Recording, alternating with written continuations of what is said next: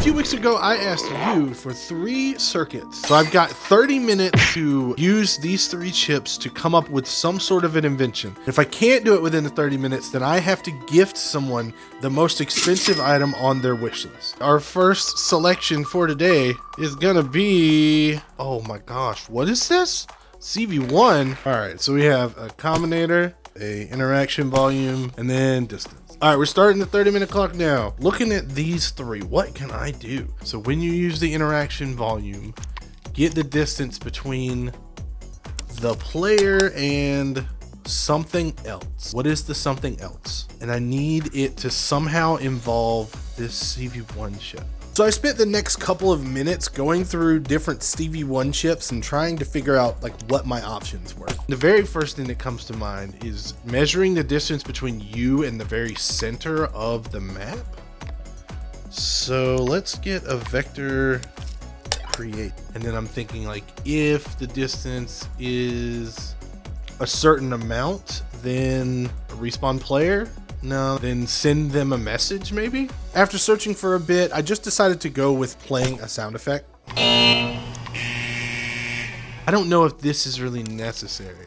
What I'm thinking is you check someone's distance away from the center and if they're like out of bounds almost, right? So what if I did like a reset for everyone? At this point, I used a for all. I hooked up all players to it. So when you use the interaction volume, it checks to see how far away from the center all players are in the room, and then I set it up so that if they are a certain distance away, they respawn in the center of the room. I also added circuits so that only the person who owns the room can actually use the interaction volume to bring everybody back. Now, I want to play this ant noise whenever that happens. The only way I think you can do it is with like a piston or something, which I don't want to do that. That kind of sucks, but okay, I guess we're just gonna do the old-fashioned way with a piston. So essentially, I have to have a CV2 piston, and then when somebody uses the interaction volume, it goes up slightly into a CV1 trigger volume, and then that will send a signal to start the sound. So I hit this button, it sees how far I am, and then resets.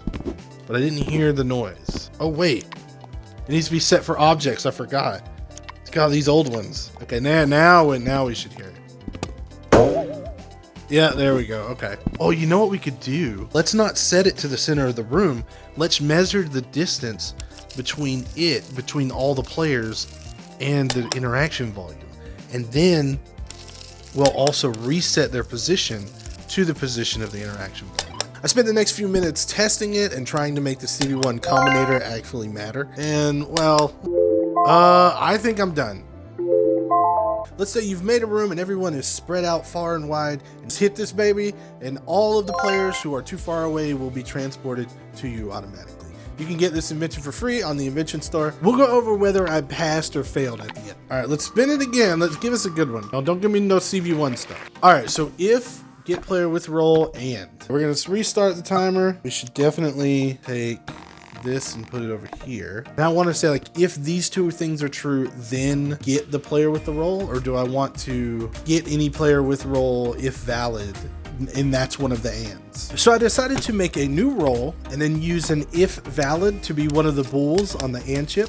I then added circuits that would make it when the room owner joins, they get the new role. I'm trying to think of like a call the owner type button, like there's a problem, we need the owner to come take care of something, on call type button. So I added a show notification chip, and then I went back to the player join circuits from earlier and saved the player that was actually given the role. I also made it so that that notification says the name of the player that hit the button. Now I need to determine, what is this true thing? Maybe if the player hasn't hit it in like the past like 5 minutes. Okay, we want that. Okay, but then after we show notification on this player's system, I want to clone this and make it so that it's false.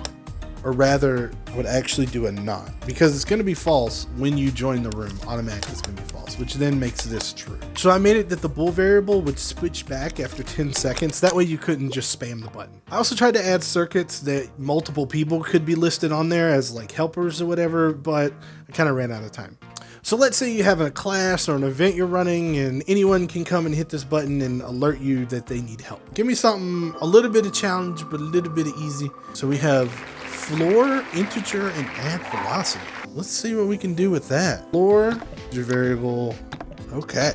So floor, this is basically rounding, as in it rounds down. I am kind of gonna assume our target is gonna be maybe the player who interacts with something. So I don't know why, but the very first thing my brain thought was like a trigger handle that you shoot at the ground and it like shoots you up. Oh, okay, no. I need to go backwards. So let's do vector scale. I know I want it to be negative. Whatever this is, I can just multiply -1. Put that there. Okay, so now it should do that. I wanted to integrate this floor input, so I hooked it to the Y component. It measures how far away the trigger handle is from the ground, and then the amount of velocity it adds is kind of increased as you're further from the ground. How do I incorporate the integer now? That's my question. Is we can kind of make it a little bit of a game of like you only get 10 presses or something. When you pick it up, it resets the integer variable to 0, and then after 10 presses, which makes it go up 1 every single time, it won't work anymore. And then I added a subtitle chip that shows you how far you made it up after 10 presses. Now at this point I still had like 10 minutes, but I just figured I'd call it a day. It was already good.